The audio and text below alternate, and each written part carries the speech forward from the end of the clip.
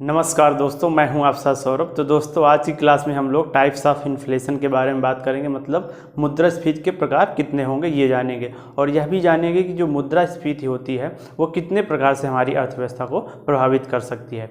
तो मुद्रास्फीति के बारे में यदि आपको पता ना हो तो मैं मुद्रास्फीति के बारे में एक वीडियो बनाया हुआ है, उसको आप देख सकते हैं। उसका लिंक मैं आपको डिस्क्रिप्शन बॉक्स में दे दूँगा। ये यहाँ पर आई बटन पर क्लिक करके आप उसको देख सकते हैं।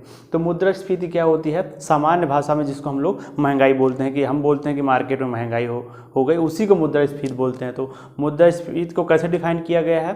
मुद्रास्फीति वह होती है जब किसी निश्चित समय में सेवाओं एवं वस्तुओं का जो मूल्य होता है वो औसत से अधिक हो जाता है, तो मुद्रास्फीति हो जाती है। उसी को हम लोग इन्फ्लेशन बोल देते हैं। जब किसी निश्चित अवधि में वस्तुओं एवं सेवाओं का जो मूल्य होता है, जो रेट होता है, वो सामान्य स्तर से अधिक हो जाता है, तो हम कहते हैं मार्केट में इन्फ्लेशन बढ़ गई है, मुद्रास्फीति बढ़ गई है और महंगाई हो गई। तो यह होती है मुद्रास्फीति। अब जानते हैं कि मुद्रास्फीति के प्रकार कौन कौन से होते हैं। तो मुद्रास्फीति के कई सारे प्रकार होते हैं। तो हम पहला उसमें देखते हैं क्या होता है। पहला हो गया रेंगती हुई मुद्रास्फीति।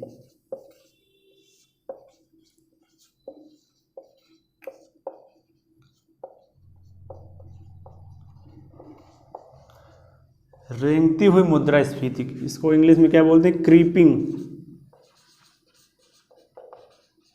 इन्फ्लेशन।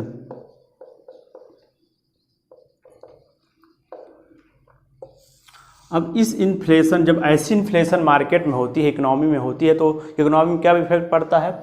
ये जो मुद्रास्फीति होती है, ये मुद्रास्फीति का बहुत ही निम्न लेवल होता है, मतलब बहुत ही लो लेवल होता है। मुद्रास्फीति का बहुत लो लेवल। इस स्थिति में मुद्रास्फीति बहुत कम होती है, मतलब बहुत ही निम्न स्तर पर होती है, और यह अर्थव्यवस्था के विकास के लिए आवश्यक होती है। क्योंकि मार्केट में अगर थोड़ी भी इन्फ्लेशन, थोड़ी भी महंगाई नहीं होगी, तो हमारे जो मार्केट में उत्पादन करने वाले लोग हैं वो प्रोत्साहित नहीं होंगे और उत्पादन करेंगे नहीं, जिससे बिजनेस बंद हो जाएंगे और इकोनॉमी हमारी डूब जाएगी। तो यह मार्केट में अर्थव्यवस्था के विकास के लिए आवश्यक होती है।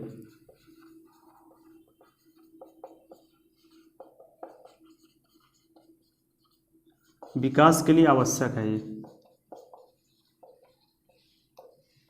मतलब मार्केट में हमारी अर्थव्यवस्था में ऐसी इन्फ्लेशन होना ज़रूरी है। ये इन्फ्लेशन का बहुत ही निम्न लेवल होता है।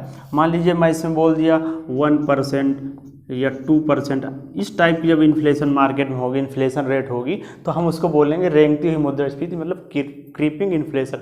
मतलब मुद्रास्फीति बहुत ही निम्न लेवल पर होती है और ये मार्केट के विकास के लिए, मतलब इकोनॉमी के विकास के लिए आवश्यक होती है। तो ये हो गई रेंगती हुई मुद्रास्फीति। अब देखते हैं दूसरा टाइप क्या है। तो दूसरा हो गया चलती हुई मुद्रास्फीति।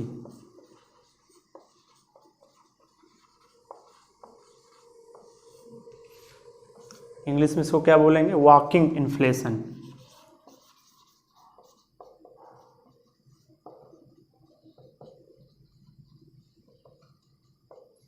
अब इस अवस्था में इन्फ्लेशन कैसे होती है? इस स्थिति में इन्फ्लेशन रेंगती हुई मुद्रास्फीति से अधिक होती है, मतलब इससे अधिक होगा, इससे लेवल इसका अधिक होगा। रेंगती हुई मुद्रास्फीति से इसका लेवल अधिक होता है, और यह एक अंकों की ही मुद्रास्फीति होती है। मतलब जैसे एक अंक में ये बढ़ती है 1%, 2%, यह भी एक अंक में ही बढ़ती है।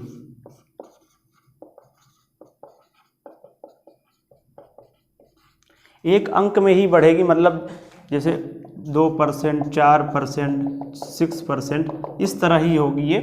लेकिन इससे लेवल इसका ज़्यादा होता है चलती हुई मुद्रास्फीति के लिए। और ये मुद्रास्फीति किस प्रकार के देशों में पाई जाती है? विकासशील देशों में।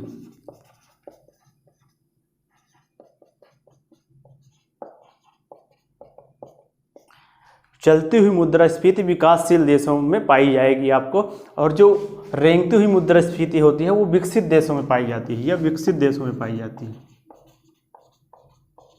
डेवलप्ड कंट्री में, जैसे अमेरिका हो गए, इंग्लैंड हो गए, ये सारे विकसित जो कंट्री हैं वहाँ पे पाई जाएगी रेंगती हुई मुद्रास्फीति। मतलब महंगाई का लेवल बहुत ही कम होगा और वहाँ का विकास, अर्थव्यवस्था का विकास आसानी से चलता रहेगा। और जैसे हमारे जैसे देश हो गए, जैसे भारत देश हो गया, और भी जो डेवलपिंग कंट्री हैं वहाँ पे चलती हुई मुद्रास्फीति पाई जाएगी। मतलब रेंगती हुई मुद्रास्फीति से ज़्यादा होगी ये भी एक ही अंक में, लेकिन इससे ज़्यादा परसेंट होगा। जैसे यहाँ पर 1-2% है तो यहाँ पर मान लीजिए 5%, 6%, 10%, इस तरह। मतलब 10% नहीं, एक ही अंक में होगी, 8%, 9% तक। 10 अंक हो जाएगा डबल में नहीं जाती है, सिंगल ही अंक में बढ़ती है। 2, 4, 3, 4.5 ऐसे करके ये बढ़ती है। तो ये हो गई चलती हुई मुद्रास्फीति। अब देखते हैं नेक्स्ट टाइप।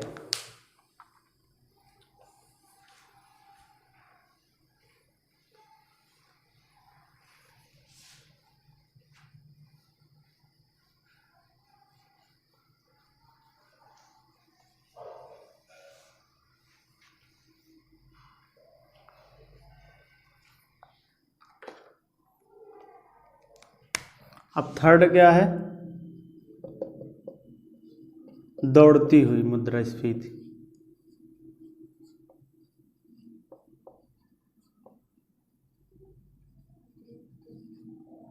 Running inflation.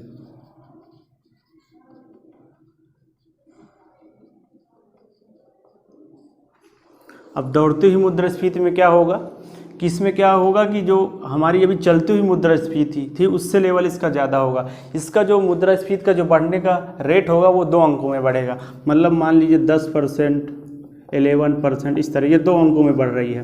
और चलती हुई क्या थी, वो सिंगल अंकों में बढ़ रही थी, ये 2 अंकों के साथ बढ़ेगी। मतलब 2 अंकों के साथ, 2 अंकों में बढ़ेगी। यह इन्फ्लेशन रेट 2 अंकों में बढ़ेगी। और यह मुद्रास्फीति थोड़ा अधिक उच्च लेवल होता है, थोड़ा उच्च स्तर। लेकिन ये क्या होती है कि उच्च लेवल तो होती है लेकिन बहुत ज़्यादा हाई लेवल नहीं होती। मतलब एक प्रारंभिक स्तर होता है उच्च स्तर प्राप्त करने का, जैसे 10-11%। ये बहुत ज़्यादा नहीं मानी जाएगी लेकिन लेवल हाई तो माना ही जाएगा। तो ये दौड़ती हुई मुद्रास्फीति इसको बोलते हैं। इसमें क्या है, अब इस तरह की मुद्रास्फीति में हमारी अर्थव्यवस्था प्रभावित हो सकती है। मतलब अर्थव्यवस्था के विकास में थोड़ी बहुत प्रॉब्लम आ सकती है। तो ये अर्थव्यवस्था के विकास में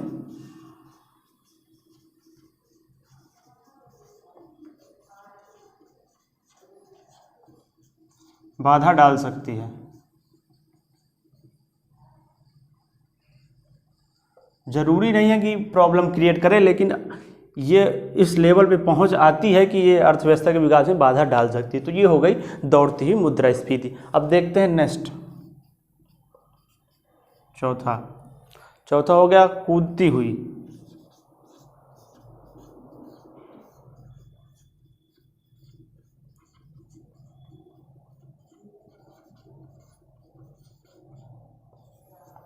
कूदती हुई क्या हो गया, गैलोपिंग, या इसको क्या बोलेंगे, जंपिंग इन्फ्लेशन। अब इस अवस्था में इन्फ्लेशन कैसे होगी? कूदती हुई मुद्रास्फीति की अवस्था में जो हमारी इन्फ्लेशन रेट होगी वो भी 2 अंकों के साथ ही बढ़ेगी। जैसे इसमें 2 अंकों के साथ बढ़ रही थी, लेकिन इससे ज़्यादा बढ़ेगी। जिसमें 10, 11, 12 तक जाती थी, तो इसमें मान लीजिए 20%, 25%, 30%, इस तरह जाएगी, बढ़ेगी ये भी 2 अंकों के साथ, लेकिन एक नेक्स्ट लेवल तक बढ़ेगी। तो इस अवस्था पर जब हमारी मुद्रास्फीति बढ़ जाती है तो ये इकोनॉमी को एक तरह से चेतावनी दी जाती है कि आप इकोनॉमी को सुधार करिए, नहीं आपकी इकोनॉमी एकदम डूब जाएगी। ये मतलब इकोनॉमी को एक तरह से संदेश देती है, अलार्म देती है इकोनॉमी को।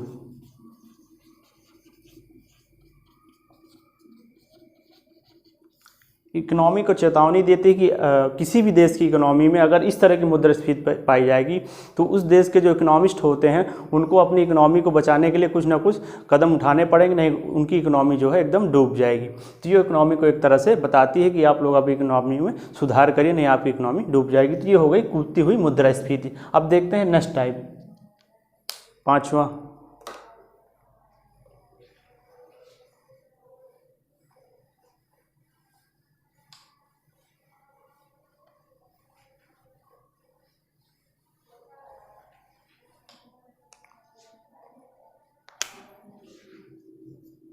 हाइपर इन्फ्लेशन,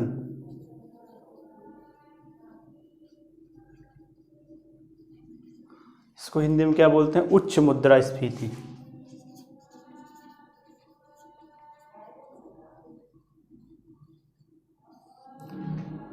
इस स्थिति में क्या होता है, इस स्थिति में जो अर्थव्यवस्था में जो मुद्रास्फीति होती है उसका लेवल बहुत ज़्यादा हो जाता है।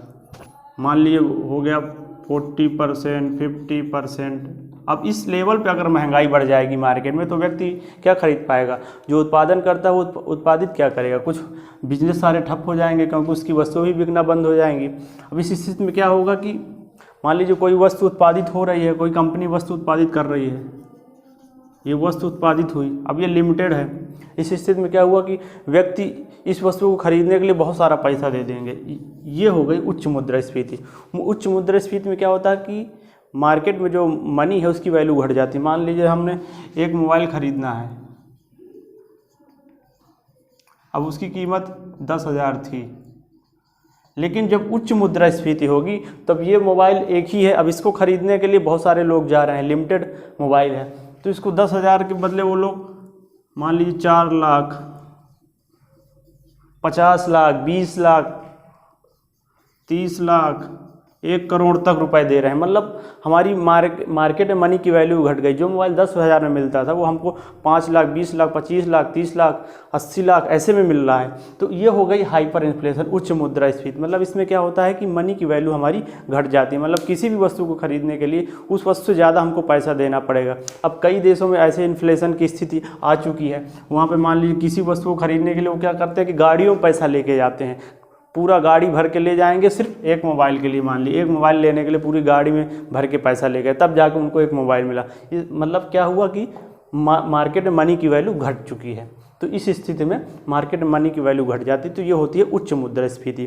तो ये हो गए इन्फ्लेशन के टाइप्स। इस तरह से इन्फ्लेशन जो होती है वो मार्केट में हमारी इकोनॉमी को प्रभावित कर सकती है। तो जो मैंने आपको सेकेंड नंबर बताया था वॉकिंग इन्फ्लेशन, वो हमारे विकास, अर्थव्यवस्था के विकास के लिए आवश्यक है। और जो पहला बताया वो रेंगती हुई मुद्रास्फीति, वो हमारे अर्थव्यवस्था के विकास के लिए आवश्यक है। लेकिन अगर ज़्यादा इन्फ्लेशन मार्केट में बढ़ रही है तो हमारी इकोनॉमी प्रभावित हो सकती है। तो आई होप आप लोग को समझ में आ गया होगा कि इन्फ्लेशन के प्रकार कितने होते हैं और किस टाइप से वर्क करते हैं, और ये हमारे अर्थव्यवस्था को किस तरह प्रभावित करते हैं। तो अगर आपको वीडियो पसंद आया हो तो अपने दोस्तों को भी शेयर करिए और हमारे चैनल को सब्सक्राइब करिए। और तो ठीक है दोस्तों, मिलते हैं एक नए वीडियो में एक नए टॉपिक के साथ। तब तक के लिए धन्यवाद।